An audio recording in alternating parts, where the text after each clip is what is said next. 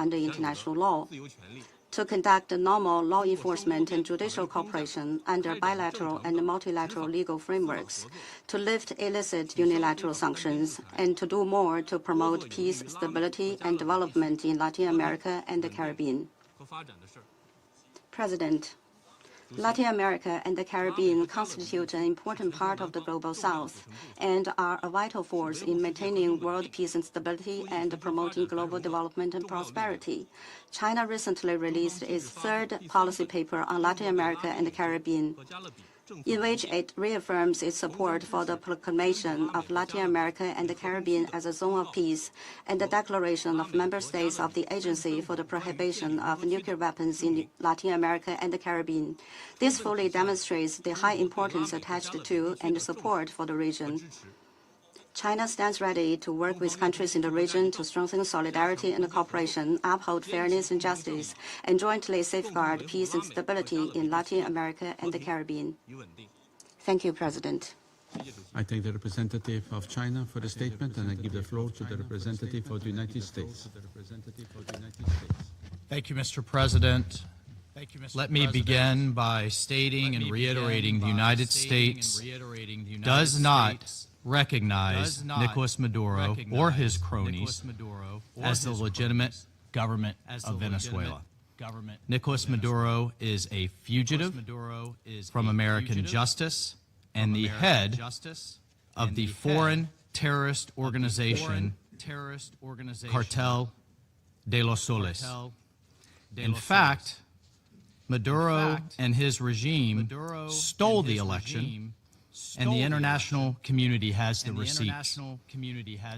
President Trump has been very clear that he is going to use the full power of the United States of America, the full might of the United States to take on and eradicate these drug cartels which have operated with impunity in our hemisphere for far too long, and everyone knows it. The single most serious threat to this hemisphere, our very own neighborhood, and the United States is from transnational terrorist and criminal groups. These cartels are not like the mafia. These cartels are sophisticated, very technically capable, well-financed, and are wreaking havoc in our region. In its own 2025 World Drug Report, the UN Office on Drugs and Crime identified Venezuela as the key trafficking route in the entire Western Hemisphere for illegal drugs and for illegal narcotics and materials entering the United States and increasingly Europe. The United States will impose and enforce sanctions to the maximum extent to deprive Maduro of the resources he uses to fund Cartel de los Soles, which the United States has designated as a foreign terrorist organization, along with Tren de Aragua. Important to this council meeting today, this includes profits from the sale of oil used to finance these cartels. The reality of the situation is that sanctioned oil tankers operate as the primary economic lifeline for Maduro and his illegitimate regime. The sanctioned tankers also fund the narco-terrorist group Cartel de los Soles. Maduro is responsible for trafficking, using these resources and using these profits into both the United States and Europe. And one has to ask, why have sanctions, either bilaterally, unilaterally, or backed by the international community, if they're not enforced? Well, the United States under President Trump is enforcing them in international waters. Otherwise, they are just empty words. Further, not only does Maduro's illegitimate regime openly cooperate and fund terrorist and criminal organizations, but it invites terrorist groups like Hezbollah, like the Iranian regime, militias like the ELN and FARC dissidents, to operate openly within their territory, unimpeded and unencumbered. Maduro's ability to sell Venezuela's oil enables his fraudulent claim to power and his narco-terrorist activities. The people of Venezuela, frankly, deserve better. These people who have suffered under Maduro's socialist dictatorship. It is the action and policies of the illegitimate Maduro regime that pose an extraordinary threat to our hemisphere's peace and stability, and to that of the United States. The bottom line is whether it is physical attacks on our buildings and infrastructure, like we suffered on 9/11, or hybrid attacks, like flooding our country with criminals and deadly chemicals. The United States will do everything in our considerable power to protect our hemisphere, our borders, and the American people. Thank you, Mr. President. I thank the representative of the United States for the statement. I give the floor to the representative of Panama. Gracias. Thank you, Gracias, Mr. President. Agradecemos We're grateful to the President for convening this meeting, and we're also grateful to Assistant Secretary General for the Middle East, Asia, and Pacific, Mohammed Khalid Kyari, for his detailed report on the situation that brings us together today. We acknowledge the attendance of the delegations of the countries of the region who honor us with their presence. The peoples of Panama and Venezuela have maintained a deep and long-lasting historical relationship marked by the ideals of liberty and regional integration promoted by Simón Bolívar, and through concrete diplomacy and mediation efforts, starting from the Amphitrionic Congress of Panama that next year will mark its bicentennial, up to the joint mediation role played in the framework of the Contadora Group. It is precisely pursuant to this close history, shared history, that Panama cannot remain indifferent in the face of the profound political, economic, and humanitarian crisis, as well as the violations of human rights that currently are occurring in this brethren republic as a result of the decisions and practices of a regime whose actions have gravely eroded the democracy of its people. For Panama, there is no question that the opposition candidate, Mr. Edmundo González Urrutia, was the elected winner in the last elections. The records that confirm his victory and confirm the popular will expressed in the polls by the Venezuelan people remain and will continue to remain in the hands of Panama. Mr. President, our region is confronting very complex challenges in the area of security that are global in character, including transnational organized crime and drug trafficking. In this context, even though our region is not the main source of demand for narcotics, it has had to bear for decades the disproportionate cost due to the dynamics of production and distribution reflected in the thousands of human lives lost as a consequence of the violence associated with this severe scourge. In this context, Panama urges the states of the hemisphere to coordinate and strengthen cooperation efforts to step up the fight against transnational organized crime, including trafficking of drugs, by using the relevant international instruments such as the United Nations Convention Against Transnational Organized Crime, UNTOC. At the same time, while sharing the legitimate concerns pertaining to drug trafficking and categorically rejecting any authoritarian regime, we would like to appeal for the respect of the UN Charter, and in particular its Article 2 that pertains to the sovereignty and territorial integrity of states, as well as the international legal human rights framework, including the right to life, freedom, and personal security.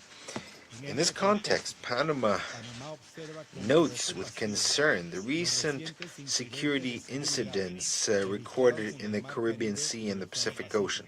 These highlight the need to act strictly in adherence to international law and the UN Charter in order to avoid any escalation that could affect regional stability. As a transit country and with a maritime vocation, Panama will continue to advocate for any action that could affect the freedom of navigation, neutrality, stability, and peace in the oceans, that it be strictly in line with international law, including the United Nations Convention on the Law of the Sea, of which we are a party. The neutrality of the canal, enshrined in the international treaty signed between Panama and the United States in 1977, to which over 40 states have become parties, represents a fundamental guarantee for the free transit and stability.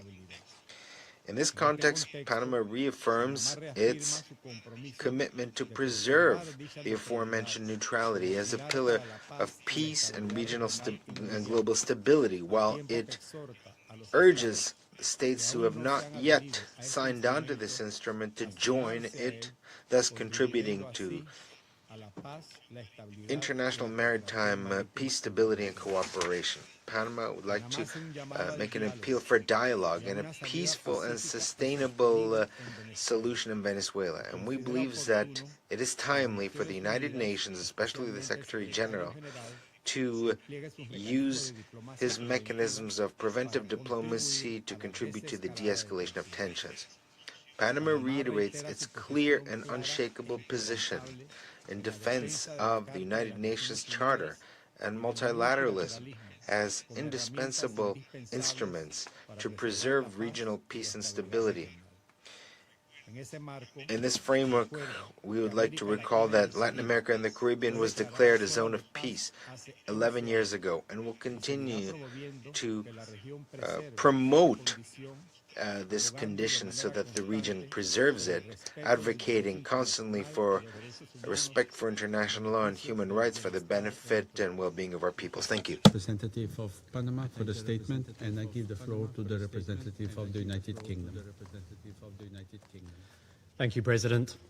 We thank ASG Kyrie for his briefing, and we welcome the participation of many countries from the region. We have long been clear that Nicolas Maduro's regime claim to power lacks legitimacy. Venezuela's National Electoral Council has still failed to publish the full results of the July 2024 presidential elections after 18 months. Independent domestic and international reports observed significant irregularities and a lack of transparency. Meanwhile, political freedoms in Venezuela remain severely restricted. The human rights situation continues to deteriorate. Its political and judicial systems continue to erode. We remain deeply concerned about ongoing repression in Venezuela and the everyday struggles of Venezuelans. This includes extreme levels of poverty and failing basic services, which are precipitating a displacement crisis affecting the whole region. The United Kingdom stands firmly with the people of Venezuela in their pursuit of a democratic future. The voices of all Venezuelans need to be heard. They deserve a government which reflects their will at the ballot box. We will continue to work to achieve a peaceful, negotiated transition in Venezuela, which ensures that the will of all Venezuelans is respected. As we said in October, drug trafficking and organized crime continue to endanger communities across the globe, undermining stability and putting our shared security at risk. We will continue to work with partners in Latin America and elsewhere to tackle this issue and address challenges. President, the United Kingdom reaffirms its unwavering commitment to the principles enshrined in the United Nations Charter. We believe these foundations are essential for maintaining global peace, security, and the rule of law. The UN Convention on the Law of the Sea is the cornerstone of international law on ocean-related issues. on ocean-related. The United Kingdom will always support international law and the upholding of it. We continue to monitor this situation closely. Thank you. I thank the representative of the United Kingdom for the statement, and I give the floor to the representative of Sierra Leone. Thank you, Mr. President. Mr. President, I also thank ASG Khalid Kiari for his important briefing. Sierra Leone takes note of the relevant letters by the permanent representative of the Bolivarian Republic of Venezuela and the concerns placed befone the Council regarding developments in the Caribbean Sea. Throughout our current tenure on this Council, Sierra Leone has sought to support peacemaking, dialogue, and a steady commitment to international law. We do so mindful that as we've commemorated the 80th anniversary of the United Nations and the signing of its charter, a deliberate choice was made in 1945 to opt for collective security instead of balance of power or hegemonic security. The latter doctrines failed to stop the two world wars. 80 years on, this collective security scheme, premised on international law, is under tremendous strain. The system can only remain as strong and effective as well as share adherence to its principles, especially the sovereign equality of states, the peaceful settlement of dispute, and the prohibition on the threat or use of force. As we approach the end of our United Nations Security Council tenure, we've sought to defend the very principles all 193 member states have agreed to uphold. In that spirit, my delegation would offer the following observations. First, Sierra Leone recalls the importance attached by states of Latin America and the Caribbean to maintaining the Caribbean as a zone of peace. This approach reflects a preference for restraint and for resolving differences through dialogue. We recall the position of CARICOM heads of state and government, who reaffirm maintaining the Caribbean as a zone of peace and emphasize dialogue and engagement towards the peaceful settlement of dispute. We therefore encourage all concerned to keep this regional aspiration in view and to avoid steps that will heighten tensions or create misunderstanding or miscalculations. Second, Sierra Leone recalls to reaffirm the principle of permanent sovereignty of state over their natural resources. This is a well-established principle of international law that supports sovereign equality and development. It also reinforces that any disagreement relating to resources, economic measures, or associated activities should be addressed through the lawful and peaceful means, including appropriate dialogue and cooperation, as well as other methods of peaceful settlement of dispute rather than through coercion or force. Third, and most importantly, Sierra Leone underscores that the United Nations Charter provides the guiding legal framework for current interstate relations. Article 2, Paragraph 4 obliges all states to refrain from the threat or use of force against the territorial integrity or political independence of any state. The Charter permits the use of force only in limited and clearly defined circumstances, such as when authorized by this Council under Chapter 7, or in the exercise of the inherent right of self-defense in response to an armed attack consistent with Article 51. These rules are central to international stability and are intended to prevent escalation, miscalculation, and illegal wars of choice. Mr. President, these principles are particularly relevant in the maritime domain. Sierra Leone recalls that the high seas are governed by international law, including the United Nations Convention on Law of the Sea, which codifies relevant customary international law applicable to parties concerned and provides a framework for navigation, maritime safety, and the peaceful use of the oceans. For many states, especially developing and small states, predictable maritime rules are essential to trade, development, and regional stability. Against this backdrop, Sierra Leone notes the report of incidents at sea involving the use of force and loss of life. Without prejudging the facts, We emphasize the general point of law. When states respond to transnational challenges, whether illicit trafficking, organized crime, or terrorism, those responses must remain consistent with the Charter and other applicable rules of international law, including relevant maritime rules and international human rights law. In that regard, Sierra Leone also recalls that outside a situation of armed conflict, the use of lethal force is subject to strict constraint under international human rights law, including the protection of the right to life. As a general principle, operations of a law enforcement character should seek, wherever feasible, to intercept and bring suspects to justice through due process. Reports that suggest loss of life in circumstances that may not meet the strict requirement of necessity and proportionality understandably raises serious legal questions and underscore the importance of credible clarifications. Sierra Leone further notes the value of legal clarity and consistency in public explanations for any use of force. Clarity about the legal basis for action, whether under the Charter, the law of the sea, or other applicable rules, can help reduce misunderstanding, miscalculation, avoid escalation, and strengthen confidence in the international law-based system.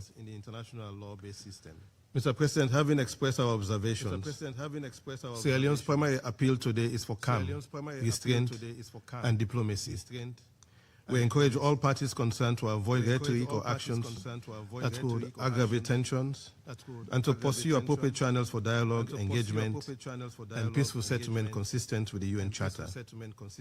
We therefore welcome the statement by the Secretary General and his offer to use his good office's rule in this regard. The Council's role is also to uphold the integrity of the international law framework. Where tensions arise, the consistent reaffirmation of the Charter principles can help create space for de-escalation and constructive engagement. In that respect, Sierra Leone reiterates that the consistent application of international law is essential to maintaining trust in multilateralism and to safeguarding the collective security scheme. In closing, we wish to reiterate that through restraint, dialogue, and fidelity to the law, peace is best protected. Yet it may be more effective to conclude with a simple message. Let peace reign, and blessed are the peacemakers. I thank the representative of Sierra Leone for the statement, and I give the floor to the representative of Pakistan. Thank you, Mr. President. I thank ASG Khalid Kiari for his briefing. I also welcome the participation of the permanent representative of Venezuela in this meeting, along with representatives of many other countries of the region. We remain deeply concerned by the disturbing news emerging from the Caribbean region and the escalating tensions.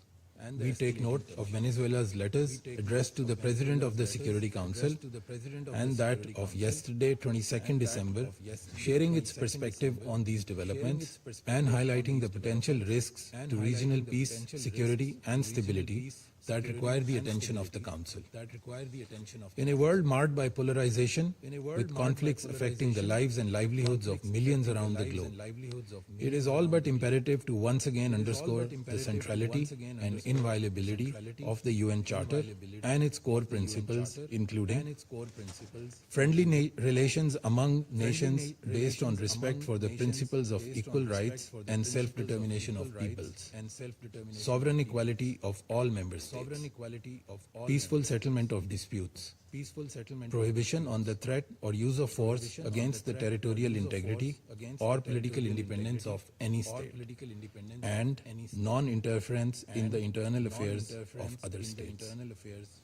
Any unilateral measures that run contrary to these cardinal principles and the tenets of international law risk setting dangerous precedents with far-reaching consequences. Mr. President, we firmly believe that the current trajectory serves no one's interests.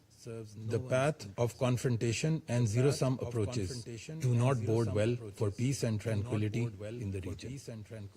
Any action that negatively impacts vital economic lifelines, exacerbates humanitarian challenges, and closes the doors to dialogue must be avoided.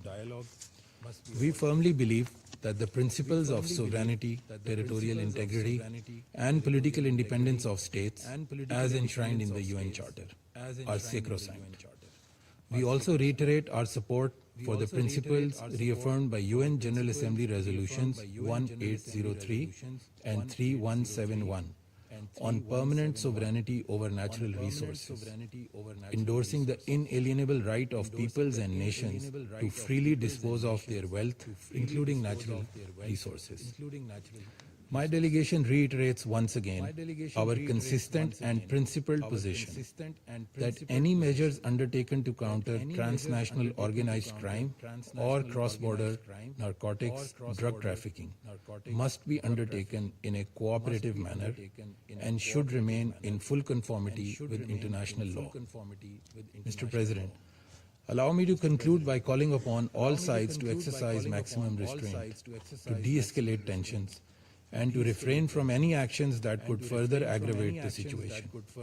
We urge all sides to engage in diplomacy for peacefully resolving their differences, respecting the imperative of peaceful coexistence, and choosing the path of dialogue and cooperation to ensure that the Latin American and Caribbean region is indeed a zone of peace. I thank you. I thank the representative of Pakistan for the statement, and I give the floor to the representative of Somalia. Mr. President, we thank you for convening this meeting in response to the letter from the Bolivarian Republic of Venezuela. We also extend our appreciation to ASG Khalid Khayari for his comprehensive briefing on the war in development. We welcome the representative of the Bolivarian Republic of Venezuela, as well as the representatives from the region to this meeting. Our delegation is following the developments in the Caribbean region with close attention and concern. The issues raised today highlight the risks that heightened tensions can pose the regional and international peace and stability. In this context, we wish to emphasize the importance of restraint, calm, and dialogue among all concerned parties. It's essential that every effort be made to avoid actions or rhetoric that could further escalate the situation.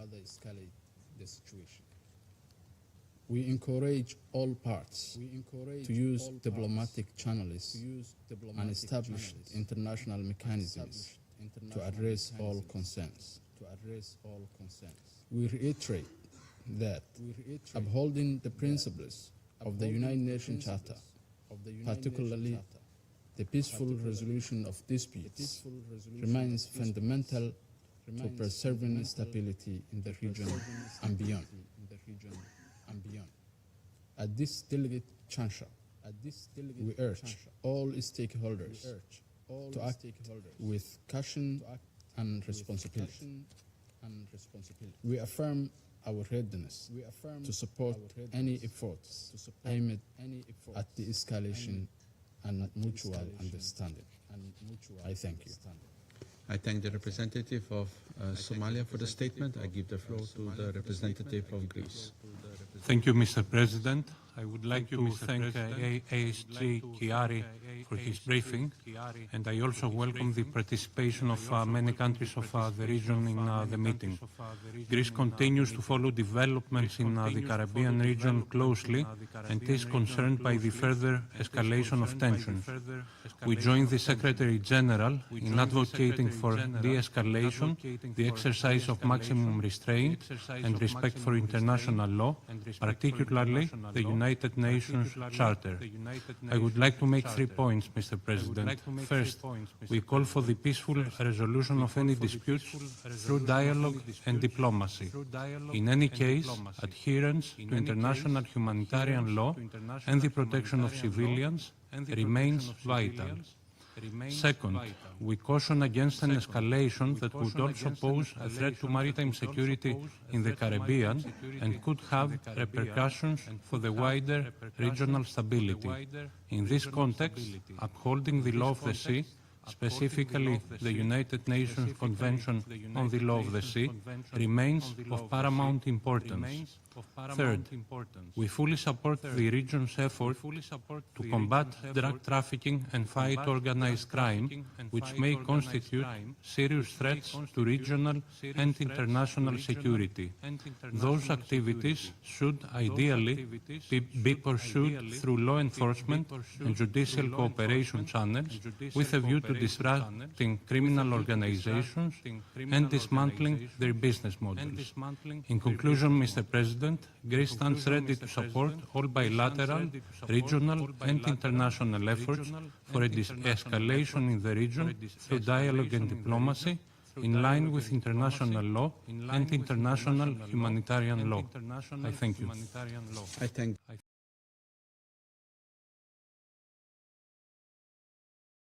Thank you. The representative. Mr. President, I thank his comprehensive briefing and welcome the participation of the permanent representative of Venezuela and representatives of other member states from our region in today's meeting. Colleagues, this Council is tasked with the solemn responsibility of the maintenance of international peace and security in accordance with the United Nations Charter. It is not an exaggeration to say that peace and security in our region are gravely threatened, meriting the Council's urgent attention. Guyana is among those states most affected by these threats. In defiance of international law, including the express orders of the International Court of Justice, Venezuela has, by presidential decree and legislative enactment, purported to unlawfully annex more than two-thirds of Guyana's sovereign territory. It has built up its military forces adjacent to our territory to threaten us with outright seizure of it. Disregarding the universally recognized international boundary between our two states, it has allowed and facilitates the transport of illicit drugs into Guyana, while illegally mining Guyanese gold and smuggling it out of our country. Mr. President, the trafficking of illicit drugs, in particular, has for too long been a scourge on our region, driving crime and violence, and undermining the rule of law by weakening state institutions, fueling corruption, financing conflict and terrorism, and threatening national and regional security. There has been a consistent, but thus far unsuccessful effort by leaders in our region to disrupt the criminal networks, some of them state-sanctioned, that fuel this cycle of destruction. Meanwhile, the threat to our security has grown more urgent and more acute. We cannot put off any longer the decisive action that is required to address it. But none of us can hope to accomplish this acting alone. As such, we once again stress, as we did on 10th October, that supporting and strengthening collaboration with our international partners, especially those in South, Central and North America and the Caribbean, is both essential and urgent. We must act collectively in a manner that preserves the stability of our region, long recognized as a zone of peace, and which enhances the safety and security of our peoples. The ambition to pursue healthy, safe and prosperous lives for all our peoples can only be realized in an environment of sustained peace and stability. This requires cooperation and collective action among all states committed to these ends. Guyana is fully committed to such partnerships and pledges its utmost support. I thank you. I thank the representative of Guyana for the statement, and I give the floor to the representative of the Republic of Korea. Thank you, Mr. President. I thank A.S. Chiari for his comprehensive briefing. The Republic of Korea is closely monitoring the recent development related to Venezuela and is attentive to the security concerns raised by the relevant parties. The need to address transnational organized crime, including drug trafficking, is an issue the international community cannot ignore. At the same time, respect for sovereignty, territorial integrity, as well as protection of civilians remain core values that the United Nations Charter seeks to uphold. In this regard, the Republic of Korea recognized the importance of efforts to counter international crime and the effective implementation of sanctions. Moreover, we believe it is equally important that such measures are carefully managed so they do not escalate into military tensions that could undermine peace and stability in the region. We firmly believe that transnational issues of this nature can best be addressed by taking cooperative approach by regional parties. The Republic of Korea appreciates that Latin America and the Caribbean has long demonstrated a strong commitment to multilateralism and peace, as reflected in the Treaty of Tlatelolco and the region's declaration as a zone of peace.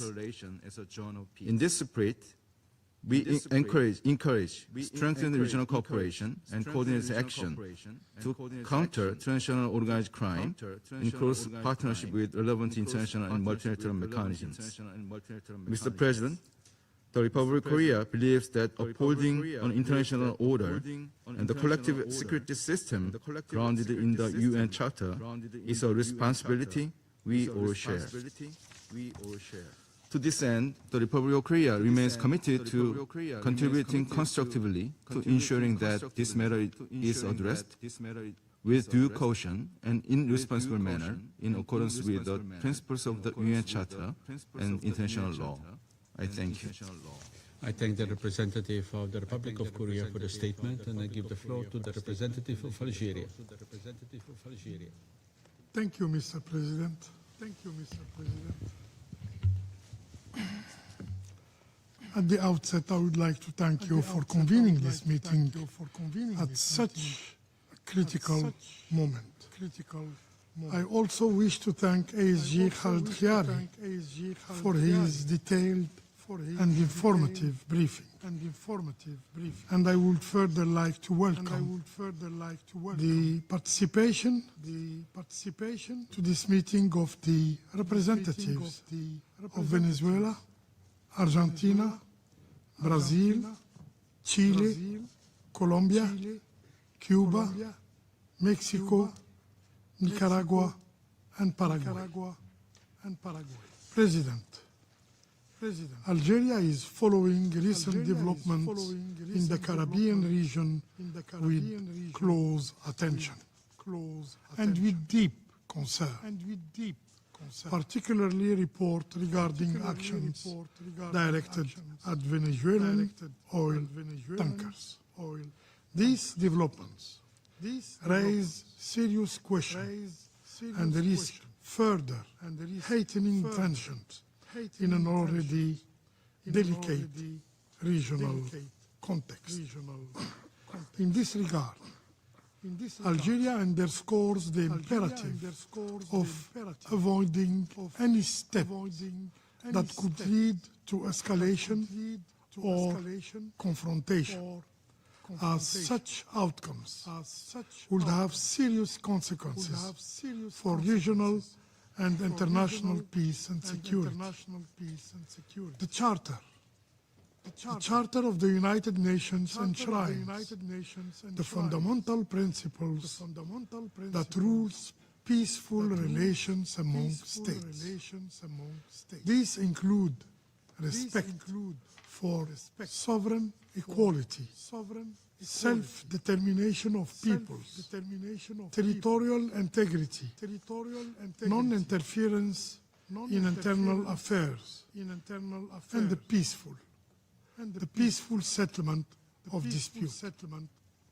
It is paramount in this regard to recall Article 2, Paragraph 4 of the UN Charter, which states, and I quote, all members shall refrain in their international relations for the threat or use of force against the territorial integrity or political independence of any state or in any other manner and consistent with the purposes of the United Nations. These principles are not merely aspirational. They constitute binding obligations under international law and frame our collective responsibility for the maintenance of international peace and security. We call upon all concerned actors to exercise restraint and to refrain from any actions or rhetoric that could further inflame tensions or deepen divisions.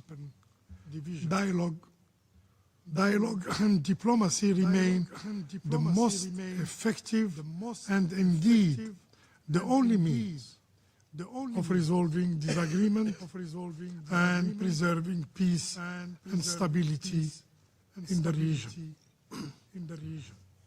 Against the backdrop of this development, Algeria recalls the significance of maintaining Latin America and the Caribbean as a zone of peace, as proclaimed by the states of the region 11 years ago. This shared commitment should continue to guide conduct and relations among all parties. In this context, Algeria encourages regional organizations, including CARICOM and the Organization of American States, to play a constructive role in fostering an environment conducive to dialogue, supporting impartial mediation efforts, and avoiding actions that could aggravate tensions or further polarize the situation in Venezuela. President, the fight against drug trafficking and transnational organized crime constitutes a common challenge, particularly in Latin America and the Caribbean. Addressing this threat requires shared responsibility, as no state can confront it effectively in isolation. Effective response to these challenges must be grounded in international cooperation, in mutual respect, and in solidarity, rather than confrontation, polarization, or unilateral measures. In this regard, Algeria stresses that despite how legitimate are the efforts to combat drug trafficking and transnational organized crime, they must never derail from this objective.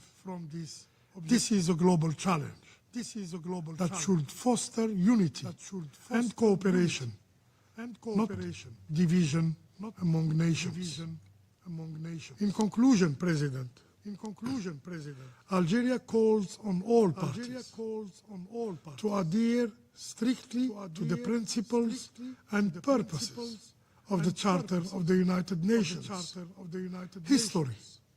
History has repeatedly demonstrated that war and military intervention do not lead to lasting peace. On the contrary, they undermine it, as they always produce ripple effects that extend beyond borders, affecting neighboring countries and entire regions. The only viable path forward to solve this issue lies in diplomacy, in cooperation, and in full respect of international law. I thank the representative of Algeria for the statement, and I give the floor to the representative of Denmark. Thank you, Mr. President. And let me also thank Assistant Secretary General Chiari for his briefing and welcome the many representatives from the region to this meeting. Denmark joins the Secretary General in expressing concern about the heightened tensions in the Caribbean Sea. Tensions that have continued to increase since this Council last met to discuss the topic in October. We have taken note of the letters sent to the Security Council by the permanent representative of Venezuela over the past several weeks, expressing concern about continued escalations and military buildup. Denmark also takes note of the official statements from the United States government on their operations to combat drug traffickers and stem the illicit flow of illegal narcotics. Mr. President, drug trafficking remains a persistent threat to the safety, health and well-being of millions around the world. Denmark recognizes the devastating impact of this organized crime and underscores that all counter-narcotic efforts must be done in accordance with international law, including the fundamental principles and rules in the UN Charter. This also includes treaties such as the UN Convention Against Illicit Traffic in Narcotic Drugs and Psychotropic Substances and the UN Convention on Law of the Seas. We further stress multilateral initiatives and enhanced international cooperation to combat drug trafficking, to target sources of financing, and to bolster border control. Regional mechanisms and cooperation remain important in the fight against transnational organized crime. Mr. President, Denmark underscores the importance of preserving the Caribbean as a zone of peace, as proclaimed by leaders of the community of Latin American and Caribbean states. Denmark strongly urges all parties to strictly adhere to international law and to de-escalate tensions and exercise the necessary restraint. Maritime security in the Caribbean Sea must be preserved. Differences must be resolved through peaceful means, diplomacy and political solutions. We further urge greater engagement with the United Nations and regional bodies such as the CARICOM and the OAS to play a role in facilitating dialogue and de-escalation. Mr. President, before I conclude, I want to express Denmark's solidarity with the people of Venezuela and their inherent right to democracy, freedom and inalienable human rights. We do not believe the democratic will of the people of Venezuela was respected during the election in 2024, which were not transparent and also failed to meet the international standards of electoral integrity. We further remain deeply troubled by the Maduro's regime's continued repression and its sustained assault on the fundamental human rights of the Venezuelan people, particularly through its targeting of opposition voices, independent media, and human rights defenders. We recall that a UN fact-finding mission earlier this week reported that Venezuela's Bolivarian National Guard has committed serious human rights violations and crimes against humanity in Venezuela for more than a decade with full impunity. In this context, we regret the recent decision of the National Parliament of Venezuela to initiate the country's withdrawal from the International Criminal Court. Denmark calls on the Venezuelan Authority to restore democratic institutions, political stability and human rights for the Venezuelan people. I thank you. I thank the representative of Denmark for the statement. I give the floor to the representative of France. Monsieur le Président, Mr. President, I wish first and foremost to thank the Assistant Secretary General, Mr. Chiari, for his statement. France has been closely monitoring the developments transpiring in the region, specifically in the wake of President Donald Trump's announcements related to Venezuelan airspace and the naval blockade against oil tankers under sanction, which are entering and exiting Venezuela. We call for avoidance of all escalation that may threaten peace and security in the region and beyond. As always, we recall our commitment to respect for international law, and in particular the Charter of the United Nations. The principles of sovereignty and territorial integrity of states must be upheld. International disputes must always be resolved peacefully in accordance with Article 2, Paragraph 3 of the Charter. We support the Secretary General's call for restraint and immediate de-escalation, as well as his offer of good offices. We extend our support as well for the mediation proposals emanating from states in the region who may contribute. President, combating narcotics trafficking needs to be done in accordance with international law, in particular the Charter of the United Nations Convention on the Law of the Sea, and various international conventions on drug control, specifically the United Nations Convention against illicit trafficking in narcotic drugs and psychotropic substances dating 1988, which sets out the relevant framework of action against illicit trafficking at sea, vis-à-vis the respect for the Montego Bay Convention and in respect for international law and human rights. We reiterate our commitment to combating narcotics trafficking, which represents a growing threat to safety, health of our citizens and the stability of our societies. To that end, we have beefed up our judicial and police-related means, as these bodies are working to enhance cooperation among states of origin, transit, and springboard states. This cooperation is bearing fruit, as has been reflected recently with our contribution to the disbanding by the Panamanian authorities of a significant drug trafficking network with the destination of various European countries, including France at the international airport, Panama Tocumen Airport. France reiterates our support for multilateral initiatives to dry up financing sources for trafficking of networks and to beef up border control, specifically through mobilization for the establishment of a dedicated European sanctions regime for organized crime. To conclude, we wish to recall our solidarity with the Venezuelan people as they grapple with the political crisis. A dialogue in bringing in all stakeholders is necessary to restore stability in the country. Thank you. I thank the representative of France for the statement. I shall now make a statement in my capacity as representative of Slovenia. I want to thank Assistant Secretary General Chiari for his briefing. Colleagues, Slovenia remains gravely concerned about the current tensions in the Caribbean region, which have intensified since the Council last discussed the situation. Steps involving an increased military presence carry a serious risk of an unintentional escalation and must be avoided to ensure that the Southern Caribbean does not become a theater of confrontation.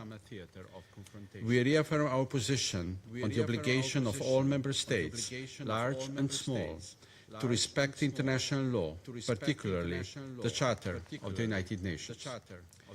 Principles of sovereignty, territorial integrity, and independence form the cornerstone of the collective security framework and must be respected, not only when one feels threatened.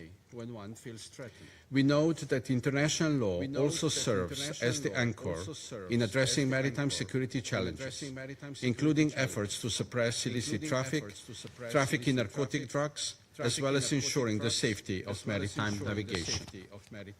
Colleagues, Slovenia is deeply troubled by the potential wider repercussions of these tensions for a region already facing unprecedented migration pressures. At this critical moment, it is imperative that member states exercise restraint and work to de-escalate the situation in order to preserve regional stability. Measures typically reserved for wartime, undermine Latin America and the Caribbean as a zone of peace and should be avoided to the fullest extent possible. On the other hand, We remain deeply alarmed by the persistent humanitarian and human rights challenges confronting the Venezuelan people, as reported by High Commissioner for Human Rights, as well as today by Assistant Secretary General Chiari. Against a backdrop of worsening economic and social hardship, restrictions on political and civic space continue to intensify.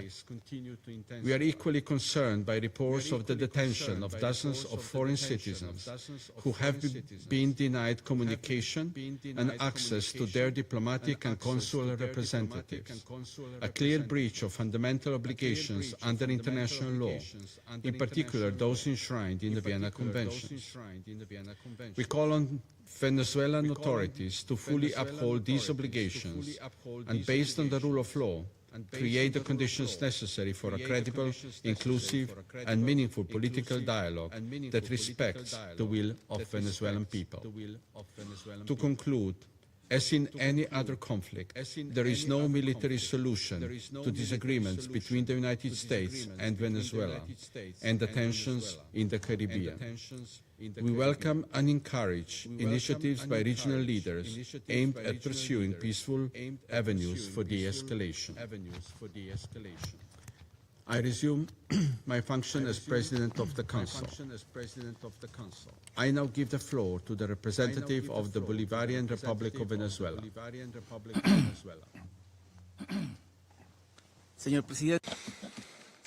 Mr. President, one of the countries sitting at this table has publicly stated that it wants to annex our country. On the 16th of December, its president demanded that we immediately hand over our land, our oil, and our minerals because they supposedly belong to them. He said that if we did not comply with his ultimatum, he would unleash the fury of the greatest navy in history on our country. Mr. President, we are in the presence of a power that acts outside of international law, demanding that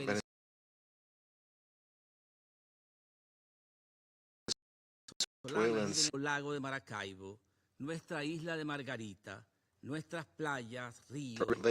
Lake Maracaibo, our Margarita Island, our beaches, rivers, plains, and mountains. Otherwise, he will carry out an armed attack, which he has been announcing for weeks. This is the greatest extortion known in our history, a gigantic crime of aggression in progress, beyond all rational parameters, all legal logic, all historical precedent. But it's not just about Venezuela. The ambition is continental. The U.S. government has expressed this in its national security strategy, which states that the future of the continent belongs to them, with the enactment of the Monroe Doctrine in the 21st century, now aggravated by the Trump corollary. Our liberator Simón Bolívar warned of this more than 200 years ago when he said, and I quote, that the United States seemed to be destined by Providence to plague Latin America with misery in the name of liberty. End of quote. We want to alert the world. Venezuela is only the first target of a larger plan. The U.S. government wants us to be divided so it can conquer us piece by piece. The United States, which was an indispensable country in the construction of the United Nations and in the drafting of its founding charter, has today become an actor that seeks to impose itself on the fundamental rights of all states in the Western Hemisphere, even at the cost of destroying the UN. We have requested this meeting, aware that the U.S. government will not allow this body to adopt a decision that would put a stop to its sinister plan. The world should know that last November, the U.S. government was the only one that prevented an agreement in the Security Council to condemn attacks against civilians on the high seas and to call for détente, dialogue, and diplomacy. The U.S. government is preventing the Security Council from fulfilling its mandate, If in 1945 that country was a force for good, today it has become a state that threatens international law and peace and security. The world must know that threat is not Venezuela. The threat is the current U.S. government.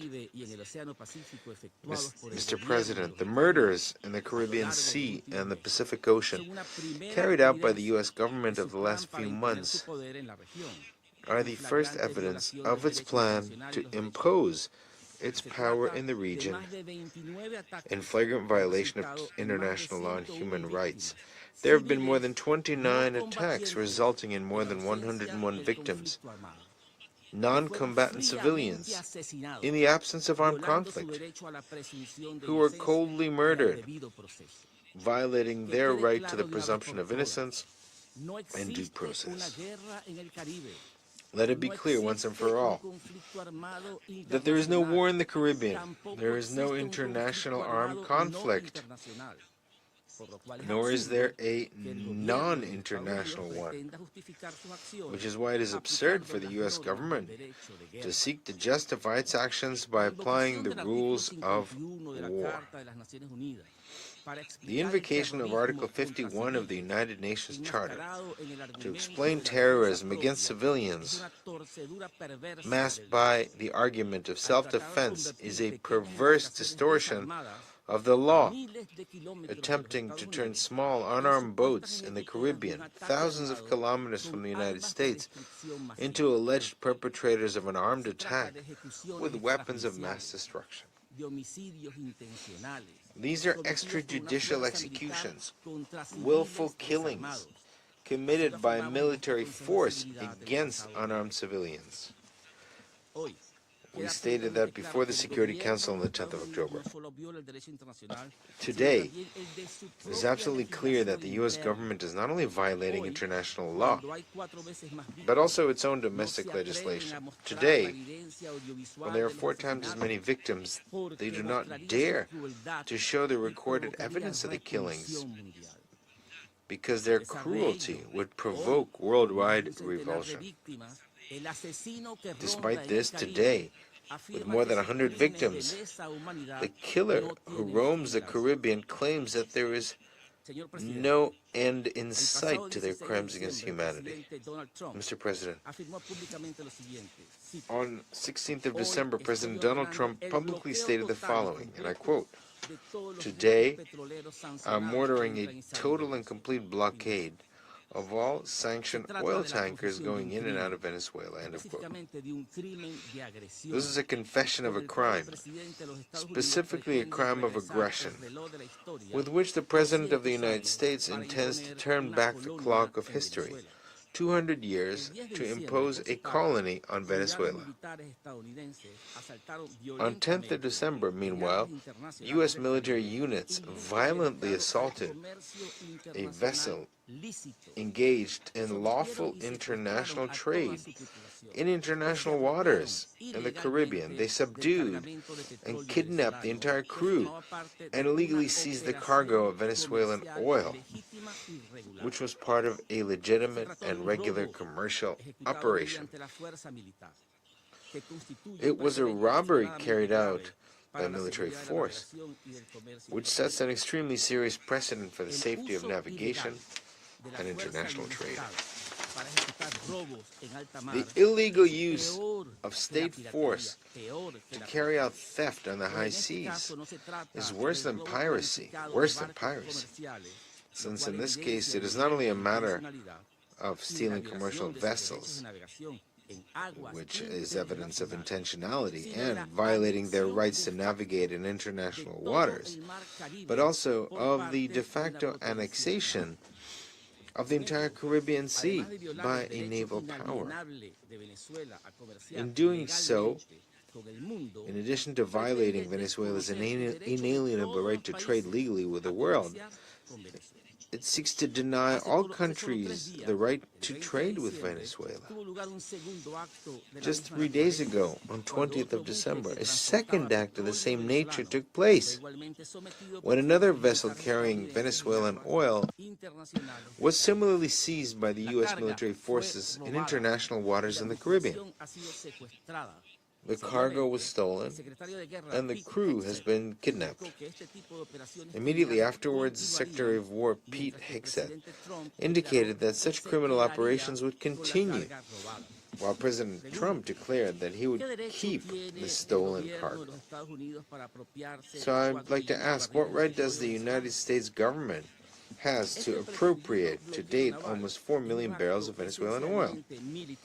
This alleged naval blockade is essentially a military act aimed at laying siege to the Venezuelan nation, degrading its economic and military apparatus, weakening its social and political cohesion, and causing internal chaos to facilitate aggression by external forces. That is, it's an armed attack. This has been stated by President Trump himself, who is also violating the right to existence of the entire Venezuelan people by deliberately denying them the essential means for their subsistence. Mr. President, on the 29th of November, President Trump stated, and I quote, "To all airlines, pilots, please consider the airspace over and around Venezuela as completely closed," end of quote. This statement was put into practice, among other things, by an electronic warfare campaign by U.S. military forces in the region, which has been blinding the navigation instruments of all civilian aircraft transiting Venezuelan airspace to provoke a security incident. Electronic interference in the Caribbean has nearly caused at least 2 tragedies involving U.S. civilian aircraft that were seconds away from colliding with aircraft belonging to their own country's Air Force. It should be noted that the civilian aircraft involved took off from Curaçao and Aruba, both bound for U.S. territory, proving that the danger created by that country's military forces against its own citizens also affects the airspace of other nations, such as the Netherlands and Antilles. There can be no doubt the U.S. government poses a threat to the entire region, which has been declared a zone of peace since 2014. As we warned this body on the 9th of October, this type of behavior, combined with a series of unreported military incursions into Venezuela's flight information region, non-notified and reported, is an attempt to provoke a direct confrontation. In other words, to fabricate a provocation that would allow Article 51 of the United Nations to be falsely invoked. The U.S. government, the aggressor, requires its propaganda apparatus to present it to the world as a country under attack, to initiate an armed conflict. We denounce this dangerous manipulation and assure the world that we will not lose our composure. We will not lose our composure in defending the peace of our nation. Let us repeat. The threat is not Venezuela. The threat is the U.S. government. This set of proven facts cannot be viewed in isolation. They must be understood as a cumulative process of aggression that increases the destructive impact on the Venezuelan nation. They constitute illegal acts of direct use of armed force against a nation that is at perfect peace and has no conflict whatsoever with the United States. Unfortunately, the Security Council could miss an opportunity to stop the criminal plans of the U.S. government due to the abusive way in which the U.S. government exercises its power in this body.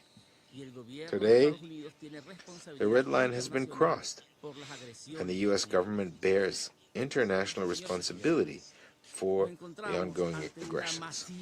Mr. President, we are facing a massive violation of the entire international legal architecture. It is a grotesque offense that violates every civilizational norm. Today, the U.S. government is imposing chaos and destruction on international relations, just as the evil actors who caused the Second World War did. The peremptory norms of international law, jus cogens, which are universally accepted and form a part of humanity's cultural heritage, are being ignored by the U.S. government, including the prohibition of aggression, the prohibition of crimes against humanity, and the right to self-determination.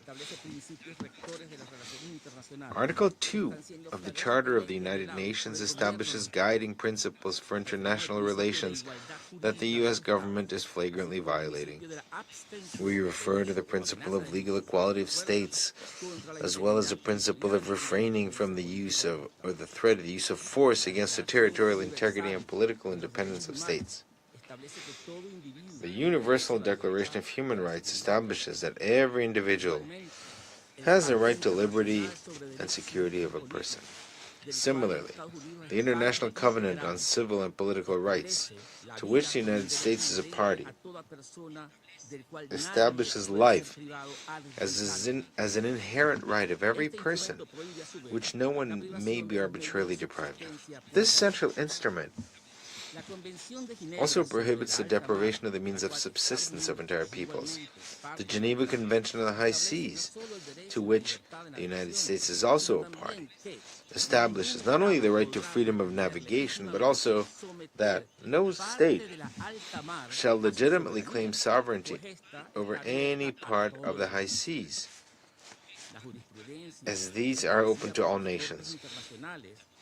The jurisprudence established by international courts confirms in turn that the principles of non-intervention in the internal affairs of states, refraining from the use or the threat of force, and respect for sovereignty are part of customary international law as reflected in judgments dating from 1986 to the present. General Assembly 1803 on the permanent sovereignty over natural resources establishes that the violation of such rights is contrary to the spirit and principles enshrined in the UN Charter. General Assembly Resolution 2625 establishes that a war of aggression constitutes a crime against peace, that it entails responsibility, and that another state shall not acquire the territory of a state as a result of the threat or use of force. General Assembly 3314 states that whether or not there is a declaration of war, the blockade of the ports or coasts of a state by the armed forces of another state constitutes an act of aggression. Despite having legally binding obligations under all these instruments and resolutions, the U.S. government openly violates them with total impunity.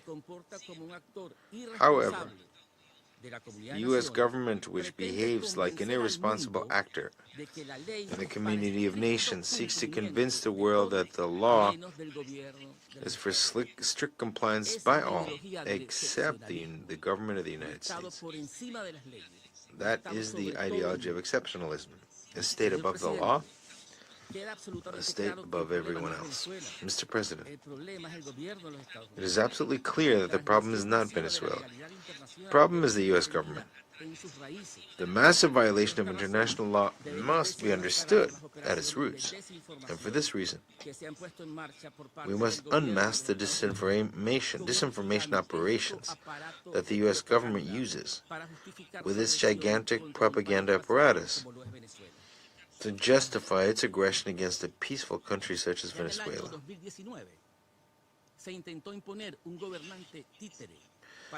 Back in 2019, an attempt was made to impose a puppet entity to replace the legitimate government of Venezuela. and clandestine operations were carried out to sabotage critical services. An attack from abroad disguised as humanitarian aid. Several assassination attempts against the nation's legitimate constitutional president. A failed invasion by terrorists and mercenaries.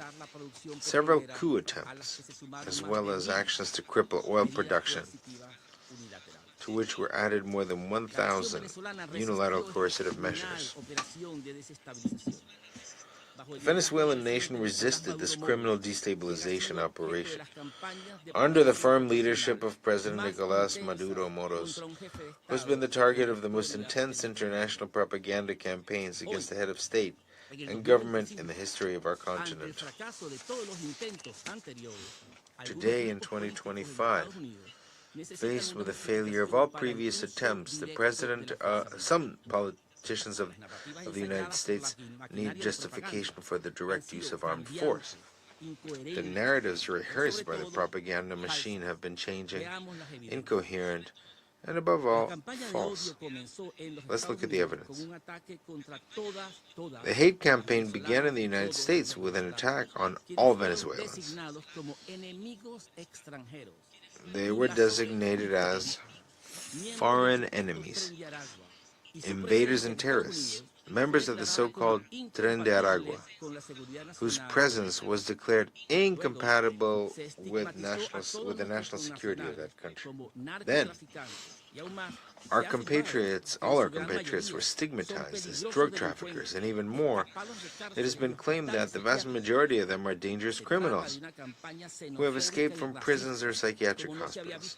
This is a xenophobic and racist campaign, the likes of which have not been seen since World War II against another nationality of migrants.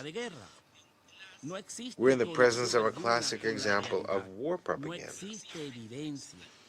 There's no connection whatsoever with reality. There's no evidence, nor any need to present it. Just a repetition of incoherencies in the hope of confusing and creating a fog that allows aggression. One of the greatest creators of the propaganda used by the U.S. government during the invasion of Iraq put it very clearly.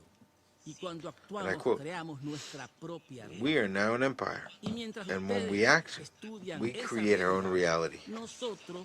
And while you study that reality, we will act creating other realities which you can study too. And that is how things will sort out. We're history's actors, and you, all of you, will be left to just study what we do." End of quote. Mr. President, today the masks have come off. All the toxic excuses used to poison public opinion are confronted with a harsh reality of senior U.S. government officials announcing their real objective. It's not drugs, it's not security, it's not freedom. It is oil, it's the mines, it's the land. On the 16th of December, the President of the United States stated that, and I quote, "Venezuela is completely surrounded by the largest naval force ever assembled in the history of South America.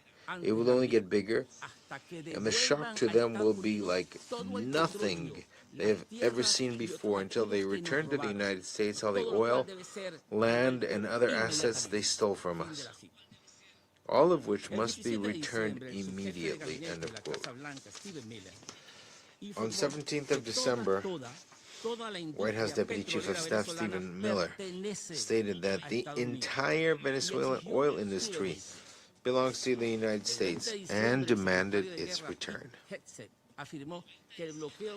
On the 20th of December, Secretary of War Pete Hegseth noted that the blockade against Venezuela will remain in full force until our country returns the allegedly stolen assets to the United States.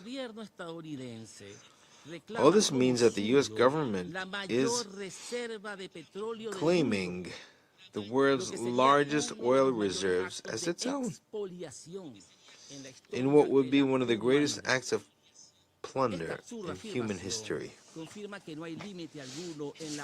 This absurd claim confirms that there is no limit to the U.S. government's addiction to oil, and that all the excuses given in relation to our country have been part of a smokescreen. It is a plan of conquest and colonization that has no place in the 21st century, an extortion plan that demands that we hand over our country and our heritage in exchange for U.S. troops not firing on our people. The outlandish claim that Venezuelan oil belongs to the United States, based on the argument of Venezuela's alleged historical debt to that country, has no legal, political, or historical basis whatsoever. It's simply non-existent. No debt, and even less so an imaginary one, as in this case, gives a state the right to resort to the use of force, much less to appropriate the natural resources of another sovereign state unilaterally. To accept such logic would be tantamount to admitting that by virtue of the enormous debt that the United States itself owes to countries such as China, Japan, and the United Kingdom, it could legitimately justify the attack, absolute blockade, or confiscation of U.S. assets and resources, which is clearly absurd and contrary to any legal order. It must also be remembered that in the energy relationship between Venezuela and the United States, Venezuela has historically been at a disadvantage due to trading patterns and unfair economic conditions that have benefited the U.S. side for decades. Venezuela remains firm in its defense of energy cooperation, relations based on equality and mutual benefit, grounded in sovereign equality and respect for both parties.